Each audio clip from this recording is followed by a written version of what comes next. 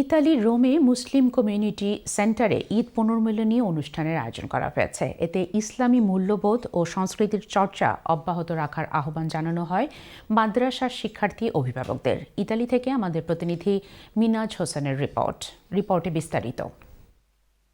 ইতালির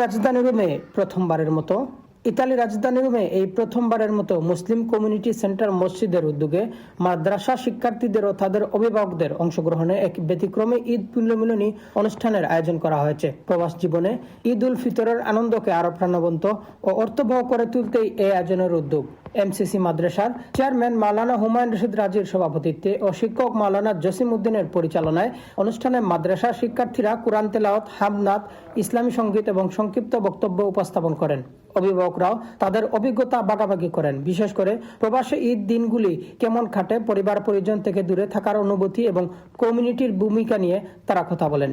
আয়োজকরা জানান, প্রবাসে বেড়ে ওঠা নতুন প্রজন্মের মধ্যে ইসলামী মূল্যবোধ ও সংস্কৃতির চর্চা অব্যাহত রাখতে এ ধরনের উদ্যোগের গুরুত্বপূর্ণ।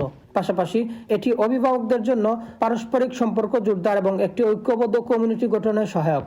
অনুষ্ঠানের শেষ ছিল সমবেত দোয়া ও আপ্যায়নের ব্যবস্থা। উপস্থিত সবাই এমন একটি উদ্যোগকে স্বাগত জানিয়ে ভবিষ্যতে আরো বড় পরিসরে আয়োজনের আশা প্রকাশ করেন। প্রবাস থেকেও ঈদের আনন্দ ও ধর্মীয় চেতনাকে একত্রে উদযাপনের এই উদ্যোগ রোমে মুসলিম কমিউনিটিতে নতুন দৃষ্টান্ত স্থাপন করছে বলে মনে করছেন সংশ্লিষ্টরা।